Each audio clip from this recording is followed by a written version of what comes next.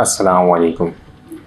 الحمدللہ نحمدہ ونستعینہ ونستغفرہ ونؤمن بہ ونتوکل علیہ ونعوذ باللہ من شرور انفسنا ومن سیئات اعمالنا من یہدہ اللہ فلا مضل لہ ومن یضللہ فلا ہادی لہ واشہد ان لا الہ الا اللہ وحدہ لا شریک لہ وأشهد أن محمدا عبده ورسوله أما بعد فقد قال الله سبحانه وتعالى في كلامه المجيد أعوذ بالله من الشيطان الرجيم بسم الله الرحمن الرحيم ويسألونك عن المحيض قل هو أذى فاعتزلوا النساء في المحيض ولا تقربوهن حتى يطهرن وقال النبي صلى الله عليه وسلم الطهور شطر الإيمان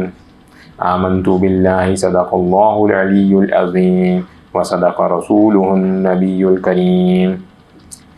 پچھلے رکوع میں ہم نے بات کی تھی حرمت والے مہینوں کی۔ اس کے علاوہ ہم نے بات کی تھی کہ جو حالت ابتدا یعنی مرتد ہو کر کے مریں وہ ہمیشہ ہمیشہ جہنم میں رہیں گے۔ شراب اور جوئے کے بارے میں بات ہوئی تھی۔ اس کے علاوہ صدقہ کرنے کے بارے میں بات ہوئی تھی کہ نیت ہمیں اپنی بالکل صحیح کرنی چاہیے۔ یتیموں کی ذمہ داری کے بارے میں بات ہوئی تھی، اور آخر میں مشرکین سے نکاح کے بارے میں بات ہوئی تھی یا بے دین سے نکاح کے بارے میں بات ہوئی تھی۔ آج انشاءاللہ اس سے آگے شروع کریں گے۔ تو پہلے بڑے بڑے فرائض تھے، اب آہستہ آہستہ جو ہے سورہ بقرہ میں ہم آگے جو خاندانی اور دیگر معاملات ہوتے ہیں ان کی طرف ہم آ جائیں گے انشاءاللہ۔ بڑے بڑے احکامات پیچھے ہم سے ہوں گے جس میں نماز، روزہ، حج، زکوٰۃ، جہاد، یہ ساری چیزیں ہو چکی ہیں پیچھے۔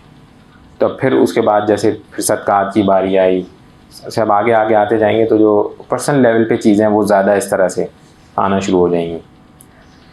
وَيَسْأَلُونَكَ عَنِ الْمَحِيضِ قل هو أذى فاعتزلوا النساء في المحيض ولا تقربوهن حتى يطهرن فإذا تطهرن فأتوهن من حيث أمركم الله إن الله يحب التوابين ويحب المتطهرين۔ اور آپ صلی اللہ علیہ وسلم سے حیض کے بارے میں پوچھتے ہیں، آپ صلی اللہ علیہ وسلم فرما دیجئے وہ ناپاکی ہے، تم حیض کے دنوں میں عورتوں سے الگ رہو اور ان کے قریب نہ جاؤ جب تک وہ پاک نہ ہو جائیں، پھر جب خوب پاک ہو جائیں تو ان کے پاس وہاں سے جاؤ جہاں سے تمہیں اللہ سبحانہ و تعالیٰ نے حکم دیا ہے۔ بے شک اللہ سبحانہ و تعالیٰ توبہ کرنے والوں سے محبت فرماتے ہیں اور خوب صاف ستھرے رہنے والوں کو پسند فرماتے ہیں۔ اچھا، اس میں ایسا ہے کہ اس دور میں دو طرح کے گروہ تھے۔ ایک تو عرب میں مجوسی بھی تھے، مشرکین بھی تھے، اور پھر دوسری طرف جو تھے وہ عیسائی ہو گئے، اس طرح کے تھے، اور ان کا بالکل ہی الگ مزاج، مطلب ایکسٹریم مزاج۔ یہ جو مجوسی اور اس طرح والے تھے یہ تو خواتین کو حیض اور اس طرح کی جو ایک قدرتی چیز ہے اس میں کوئی کچھ کیا نہیں جا سکتا، ایسی صورت میں ہوتے تھے تو ان کو اس قدر ناپاک سمجھنا شروع کر دیتے تھے کہ ان کے ساتھ بات چیت بھی چھوڑ دیتے۔ تو آج بھی اگر ہندو مذہب کو تھوڑا سا دیکھا جائے تو اس میں خواتین کے اوپر عجیب و غریب سے ستم ہوتے ہیں، سمجھ سے باہر۔ اور اسی طرح سے جو عیسائی تھے وہ بالکل اس کو آج بھی آپ پڑھ لیں، عیسائیوں کا آج بھی جا کے لا اور باقی ساری چیزیں پڑھ لیں تو وہ اس کو کوئی ویلیو ہی نہیں دیتے، مطلب ان کے نزدیک حیض ہو خاتون کو نہ ہو، مردوں کے لیے کوئی اس طرح کی چیز ہی نہیں ہے۔ مسلمانوں کے لیے اللہ تعالیٰ نے اس میں الحمدللہ میانہ روی، پورا دین اسلام ہی میانہ روی کے اوپر ہے۔ تو اس میں حکم ایسے ہوا، جب وہ یہ سچویشن تھی تو نبی کریم صلی اللہ علیہ وسلم سے آگے پوچھا گیا کہ بھئی بتائیں اس میں کیا حکم ہے، تو پھر یہ آیتیں نازل ہوئیں اور اس میں اللہ تعالیٰ نے بتایا کہ کیا حکم ہے۔ حیض والی عورتوں سے باتیں چیتیں کرنا، ان کے ساتھ رہنا، اٹھنا بیٹھنا، کھانا پینا سب کچھ جائز ہے، صرف ان سے جو رشتہ بنانے کا طریقہ کار اللہ تعالیٰ نے بتایا وہ جائز نہیں ہے بس، اور وہ اس وقت تک جائز نہیں ہے جب تک کہ وہ صحیح سے پاک و صاف نہ ہو جائے۔ اب اس میں حیض کے باقاعدہ مسائل ہیں، پورے احکامات ہیں، تو اس میں خواتین کو اس کا باقاعدہ علم ہونا چاہیے۔ آج کل کے دور میں انفارچونیٹلی یہ علم بھی ٹھیک سے موجود نہیں ہے، تو اب اس علم کو حاصل کرنے کے دو طریقے ہیں، وہ میں ادھر ادھر بیان میں تو نہیں بیان کر سکتا، پورا ٹاپک ہے یہ. اس کا طریقہ کار یہ ہے کہ یا تو کتاب ہے، آپ کسی مفتی صاحب سے پوچھیں، اپنے مسلک کی ایک کتاب لیں اور اس میں پڑھیں، خود بھی پڑھیں. مرد حضرات کو علم ہونا چاہیے تاکہ وہ ان کی جو ازواج ہیں تو ان کو وہ صحیح ڈائریکٹ کر سکیں، سمجھا سکیں، اور خواتین کو بھی خود سے پڑھنا چاہیے، پڑھ کے اس کو سمجھنا چاہیے. بڑی ضروری چیزیں، اس کا علم ہی نہیں ہوتا تو پھر انسان فضول میں کبھی کبھار گناہ گار بن رہا ہوتا ہے، کبھی کبھار کچھ حد سے زیادہ تجاوز کر رہا ہوتا ہے.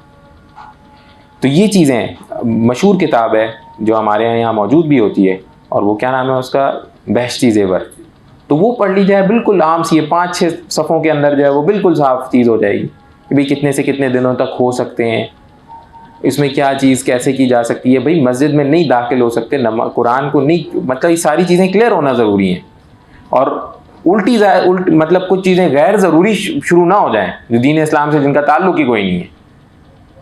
اس لیے یہ علم حاصل کرنا ضروری ہے. یہ کوشش کریں کہ خود سے اس کے اوپر ایک محنت کر کے کیا جائے. نساؤکم حرث لکم فأتوا حرثکم أن شئتم وقدموا لأنفسکم واتقوا اللہ واعلموا انکم ملاقوہ وبشر المؤمنین. تمہاری عورتیں تمہاری کھیتیاں ہیں، بس تم اپنی کھیتیوں میں جیسے چاہو آؤ، مگر اپنے مستقبل کی فکر کرو اور اللہ سبحانہ تعالیٰ کی ناراضگی سے بچو. خوب جان لو کہ تمہیں ایک دن اس سے ملنا ہے اور ایمان والوں کی خوشخبری سنا دیں. اب یہاں کے اوپر جو میاں بیوی کا رشتہ قائم ہوتا ہے، یہ اس کے بارے میں رہنمائی فرمائی گئی ہے. ہر جائز حلال طریقے سے، دوبارہ اس کی باقاعدہ پوری کتابوں میں پوری کیا کیا چیزیں ہیں وہ موجود ہیں. تو اپنی بیوی کو سمجھنے کا مقصد کیا ہے؟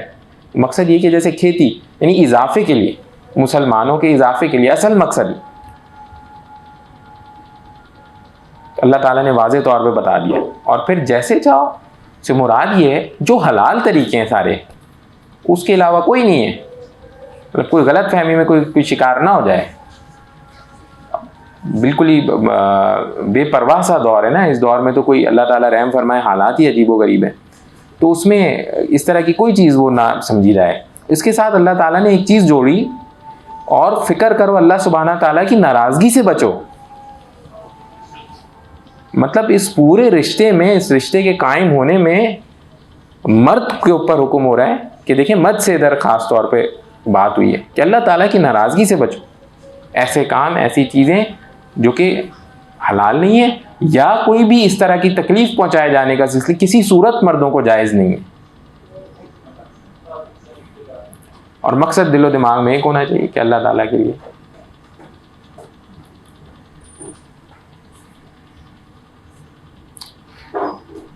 ایمان والوں کو خوشخبری سنا دو. اللہ تعالیٰ نبی کریم صلی اللہ علیہ وسلم کی ایک حدیث میں بھی، ایک حدیث اس میں کہتے ہیں کہ میں فخر کروں گا کثرت، مسلمانوں کی کثرت پہ. تو چنانچہ ایک عالم صاحب سے پوچھا گیا کہ بھائی یہ تو بچے بہت زیادہ پیدا کرنا جو ہے یہ دین اسلام میں پسند کیا گیا ہے، تو کیا حکم ہے اس کے بارے میں، کتنے بچے کیسے پیدا کیے جائیں؟ تو انہوں نے بہت خوبصورت جواب دیا. اتنا خوبصورت جواب ہے کہ یہ سمجھ جائیں اگر ہم تو زندگی ہماری آسان ہو جائے. کیا جواب دیا انہوں نے؟ کہ اگر بہترین اور اچھی تربیت کر سکتے ہو، دین اسلام کے اوپر رکھ سکتے ہو، تو 10 بھی کم ہے. اور اگر اچھی تربیت نہیں کر سکتے، دین اسلام پہ نہیں رکھ سکتے، ان کو قابل نہیں بنا سکتے، تو 1 بھی زیادہ ہے. تو اتنی ذمہ داری کے ساتھ بچے پیدا کرنے ہیں. تو جب یہ ذمہ داری کو سمجھ لیا جائے اور اس کے اوپر پھر اس نیت کے ساتھ، تو یہ بے پناہ ثواب کا کام. اور خود تھوڑی سی دیر کے لیے سوچیں نا، ایک نیک انسان جو ہے نا، تو سورہ یاسین کے دوسرے رکوع کی آخری آیت، اس کا ترجمہ یوں بنتا ہے کچھ کہ تم جو کچھ کر رہے ہو اس کے آثار بھی لکھے جا رہے ہیں. تو جو نیک آثار چھوڑ کے جاتے ہیں، پھر وہ بچے ان کی کب تک ان کے لیے نیکی کا سلسلہ بنے رہتے ہیں. یہاں سے چلے بھی جاتے ہیں اور نیک کام کر رہے ہوتے ہیں اور والدین کو اس کا اجر مل رہا ہوتا ہے، الٹا بھی ہو رہا ہوتا ہے. اس لیے بے پناہ احتیاط کرنی چاہیے اس میں. وَلَا تَجْعَلُوا اللَّهَ عُرْضَةً لِأَيْمَانِكُمْ أَن تَبَرُّوا وَتَتَّقُوا وَتُصْلِحُوا بَيْنَ النَّاسِ وَاللَّهُ سَمِيعٌ عَلِيمٌ. اور اپنی قسموں کی وجہ سے اللہ سبحانہ تعالیٰ کے نام کو احسان کرنے اور پرہیزگاری اختیار کرنے اور لوگوں میں صلح کرانے میں آڑ نہ بنا لو، اور اللہ سبحانہ تعالیٰ سننے والے جاننے والے ہیں۔ اس بات کو دوبارہ خیر و عافیت اور عقل مندی سے سمجھیں۔ اللہ تعالیٰ نے کیا کہا؟ اپنی قسموں کی وجہ سے اللہ سبحانہ تعالیٰ کے نام کو احسان کرنے اور پرہیزگاری اختیار کرنے اور لوگوں میں صلح کرانے میں آڑ نہ بنا لو، یعنی نیکی کے کاموں میں کوئی ایسی قسم اللہ کی قسم کو آڑ نہ بنا لو، نیکی کے کاموں سے نہ رک جاؤ اللہ کی قسم کھا کے۔ تو چنانچہ ایک قصہ، اس میں ایک صحابی، ان سے ایک غلطی ہو گئی، تو چنانچہ میں وہ آپ کے سامنے پڑھ دیتا ہوں۔ تو حضرت مصطح رضی اللہ عنہ ایک غلطی ہو گئی، تو جب حضرت ابو بکر صدیق رضی اللہ عنہ نے قسم کھا لی کہ وہ ان کے ساتھ کچھ نیک کام کرتے تھے، تو یعنی کوئی مدد وغیرہ کرتے تھے، تو انہوں نے قسم کھا لی۔ قسم کیا کھائی کہ جناب آئندہ وہ ان کی مالی مدد نہیں کریں گے۔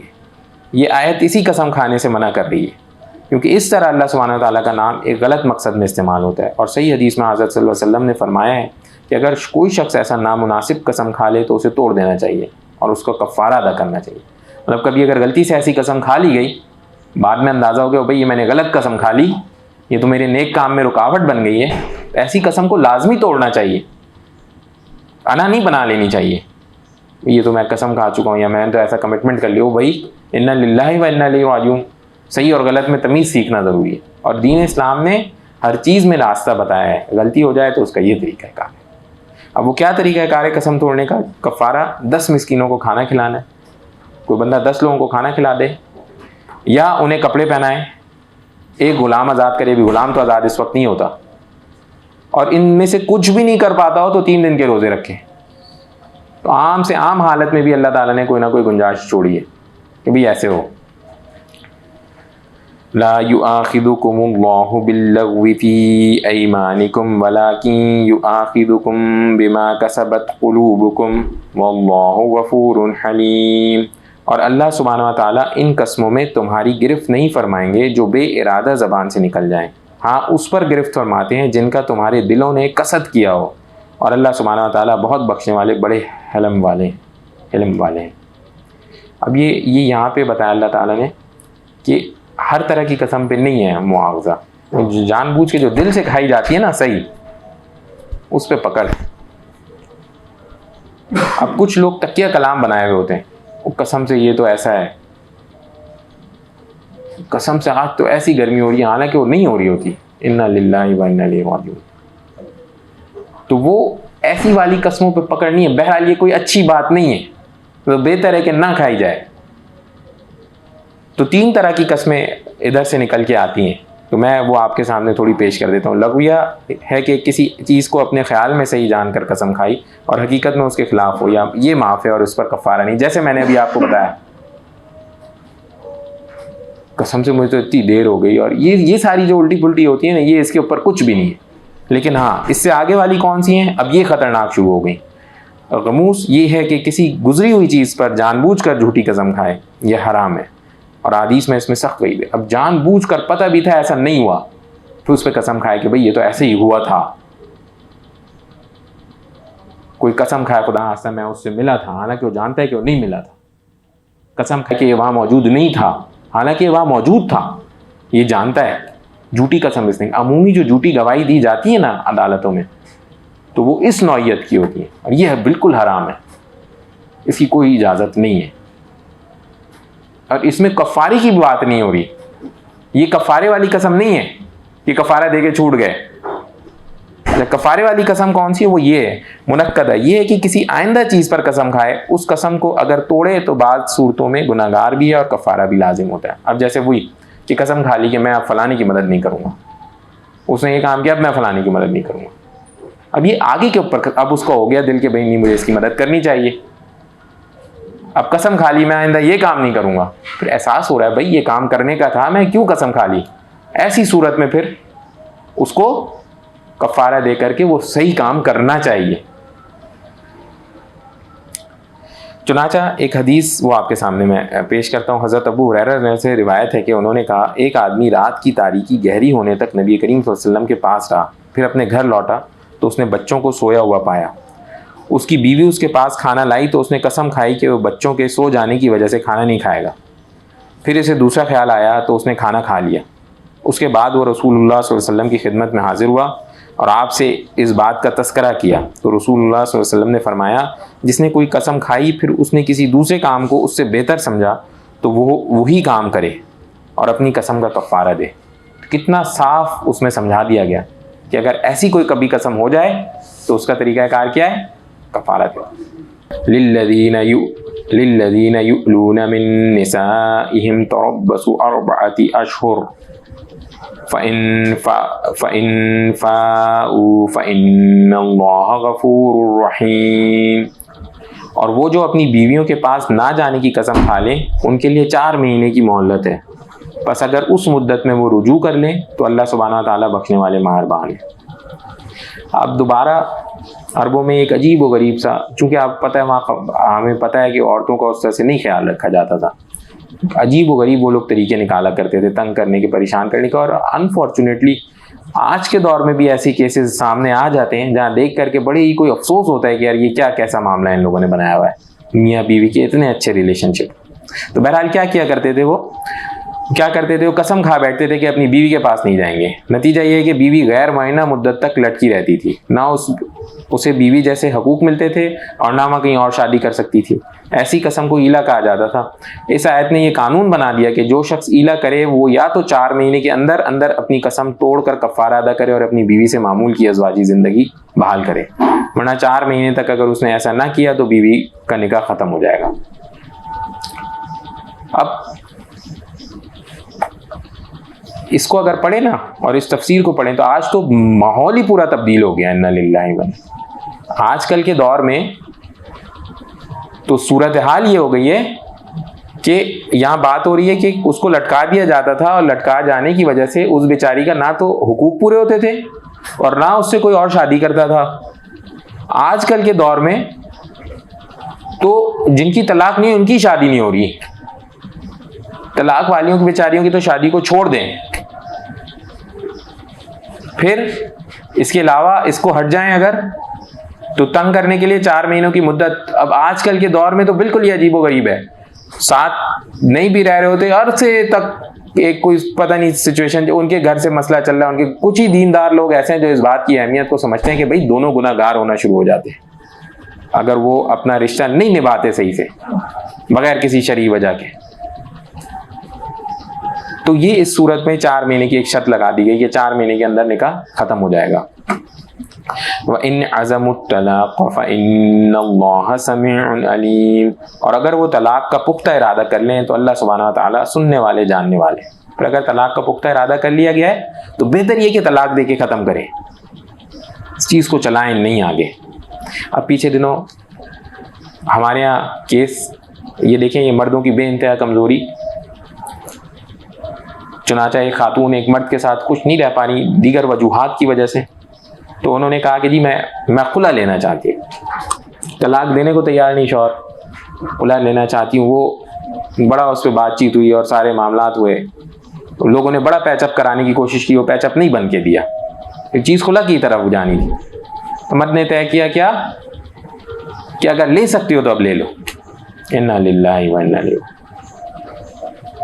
اب اس کو سمجھ آ رہا ہے خاتون نہیں میرے ساتھ رہنا چاہتی، نہیں کوئی گزارا، اور پھر بھی زبردستی. وہ کیا ہوا جی، اس بات کو بھی میرے خیال میں 20 وقت 1.5-2 سال تو گزر گئے. تو کورٹوں کے چکر لگے ہیں، کبھی کچھ ہوتا ہے، وہ اس کو پیسے کھلا کے وہ ختم، وہ پیسے کھلا کے وہ خاتون حقیقتاً ویسے ہی لٹک رہی ہے. تو نہ نکاح ہو سکتا ہے دوبارہ، اور نہ یہ نکاح ختم ہوا ہے. یہ دونوں بھی گناہ گار، نہ کیونکہ مرد اپنے حقوق نہیں پورے کر رہا، خاتون وہاں سے کچھ کرنے کے نہیں اس میں قابل. تو ایک تو وہ جلد بازی کی شادیاں عجیب و غریب سی، دین کا نہ خیال رکھا، نہ سمجھا، نہ صحیح سے دیکھا، پھر اس کا نتیجہ یہ. چنانچہ حدیث حضرت عبداللہ بن عمر رضی اللہ عنہ کہتے ہیں کہ رسول اللہ صلی اللہ علیہ وسلم نے فرمایا حلال چیزوں میں اللہ کے نزدیک سب سے زیادہ ناپسندیدہ اور مقبوض چیز طلاق. حلال چیزوں میں سب سے زیادہ ناپسندیدہ، کوئی اور حلال چیز ناپسندیدہ نہیں جتنا یہ. تو اس لیے اس میں اس حد تک کوشش کرنی چاہیے کہ اللہ، نبی کریم صلی اللہ علیہ وسلم نے کہ ہم سنتوں پہ عمل کرتے ہیں، کوئی طلاق کسی خاتون کو نہیں. بہت دیکھ کے عقل مندی سے احتیاط سے یہ شادی کا کام کرنا چاہیے. والمطلقات يتربصن بأنفسهن 3 قروء ولا يحل لهن أن يكتمن ما خلق الله في أرحامهن إن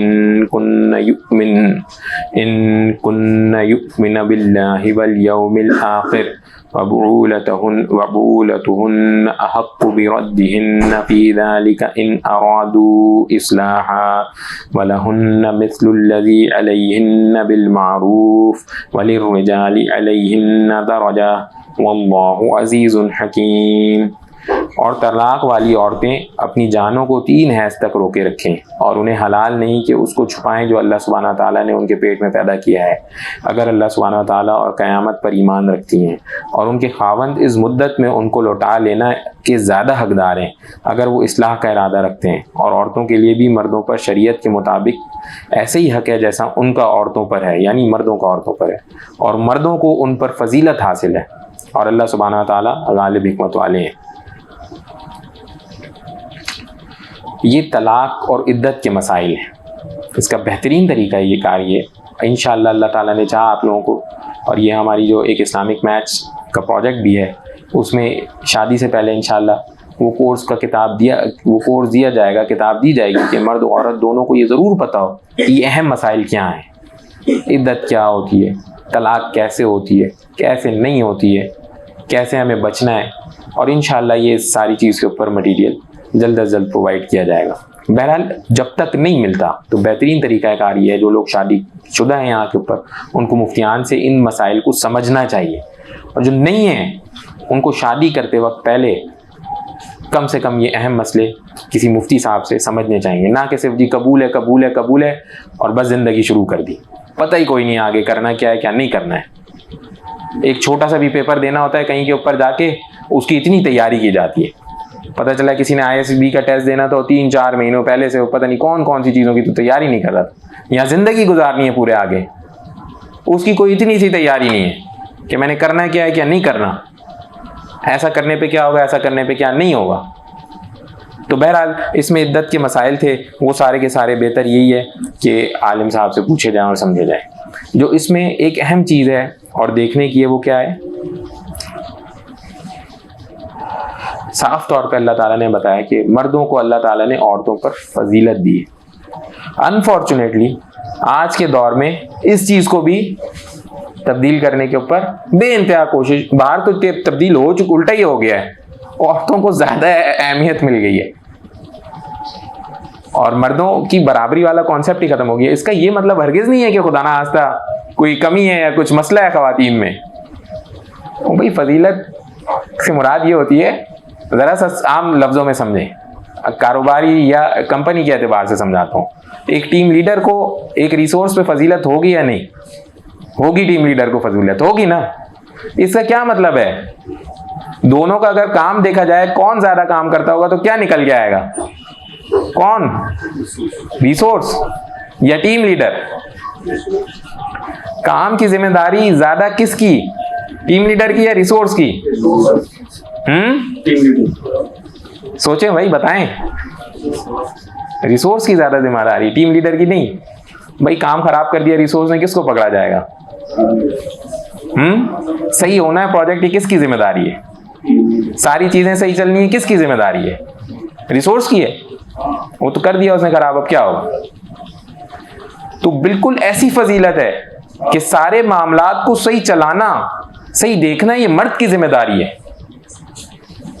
اور اگر شریعت میں اس کو صحیح سے پڑھا جائے نا، مرد اور خاتون یہ جو میاں بیوی کا رشتہ ہے، تو لگ پتہ جائے کہ بھائی یہ مردوں کے لیے تو صحیح ٹف کام ہے.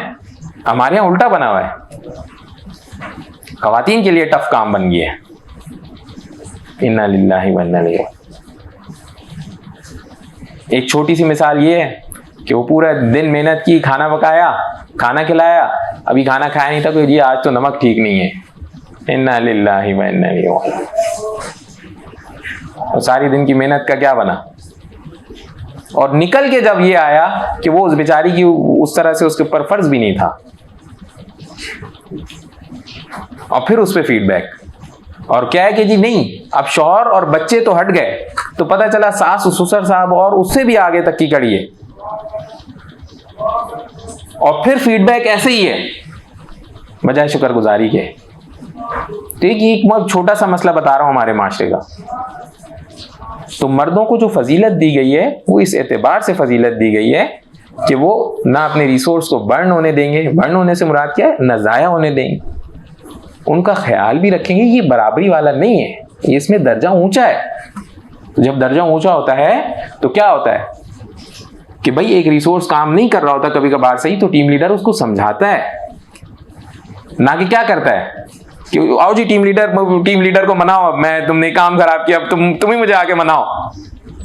انا للہ و انا الیہ راجعون. یہاں تو شوہر ناراض ہو گیا جی, وہ خاتون بنانے کے لیے تو فلانے سے معافی, تو فلانے سے معافی, جی معافی مانگو. یہ سب ہوتا ہے کہ نہیں ہوتا؟ میں غلط تو نہیں کہہ رہا ہوں میرے بھائی. تو ہم ایک سے ایک اس طرح کے قصے جو ہیں وہ موجود ہیں. تو وجہ کیا ہے, جیسے ہم دین میں اتنی ساری چیزوں سے پیچھے ہو گئے, ہم یہ جو معاشرہ ہے اس کا جو نظام چلانا ہے اس سے بھی پوری طرح سے پیچھے ہو گئے. اور پھر وہ کیا ریزن ہوتا ہے, وہ محبتیں بھی نہیں ہوتی اور نہ ویسے چیزیں کریٹ ہو پاتی. تو انشاءاللہ امید ہے کہ یہ ساری چیزوں کو سمجھیں گے, اس کے اوپر عمل کریں گے نا انشاءاللہ. ماہ رمضان چل رہا ہے, آج سے انشاءاللہ اعتکاف والا, آج رات سے انشاءاللہ 20واں روزہ اور 21ویں شب شروع ہو جائے گی انشاءاللہ. تو اس میں اعتکاف کوشش کریں.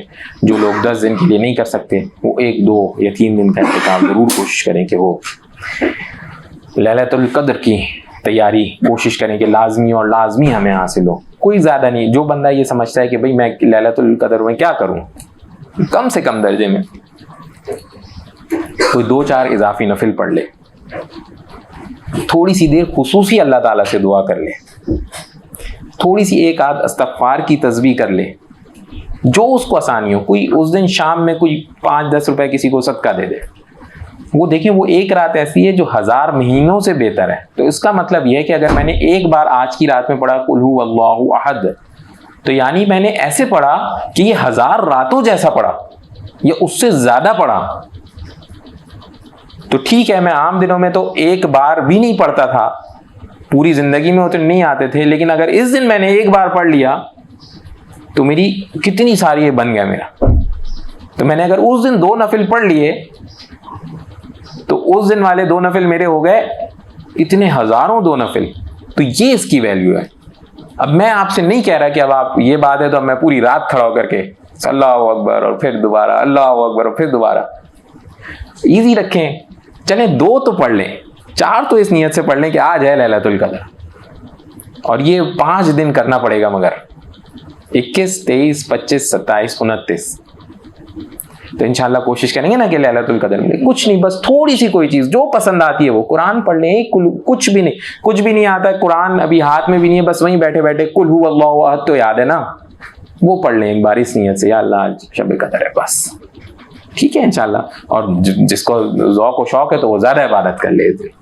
بس ایک چھوٹی سی دعا کر لیتے ہیں. یا ارحم الراحمین یا ارحم الراحمین یا ارحم الراحمین, اللہم صلی علی محمد وعلی آل محمد, اللہم اعنی علی ذکرک و شکرک و حسن عبادتک, اللہم انی اسألک الہدی والتقی والعفاف والغنی. یا اللہ اپنی سچی محبت عطا فرمائے, یا اللہ نبی کریم صلی اللہ علیہ وسلم کی سچی محبت عطا فرمائے, یا اللہ خوب اچھے سے جو باقی رمضان رہ گیا گزارنے کی توفیق عطا فرمائے, یا اللہ لیلۃ القدر کا قیام ہمیں ضرور بالضرور نصیب فرمائے. یا اللہ رب العالمین یا ارحم الراحمین, جو ہم سے غلطیاں ہوئیں محض اپنے فضل و کرم سے معاف فرمائے. یا اللہ ہمارے ایک جاننے والے ان کے والدہ کی طبیعت بہت خراب ہے, اللہ محض اپنے فضل و کرم سے ان کو جلد کامل صحتیابی عطا فرمائے. یا اللہ اس کے علاوہ یہاں جتنے لوگ موجود ہیں ان کو جو پریشانیاں محض اپنے فضل و کرم سے ساری پریشانیاں دور فرمائے. یا اللہ تمام نیک جائز حاجات ہم تمام لوگوں کی پوری فرمائے. سمعنا وأطعنا غفرانک ربنا وإلیک المصیر برحمتک یا ارحم الراحمین.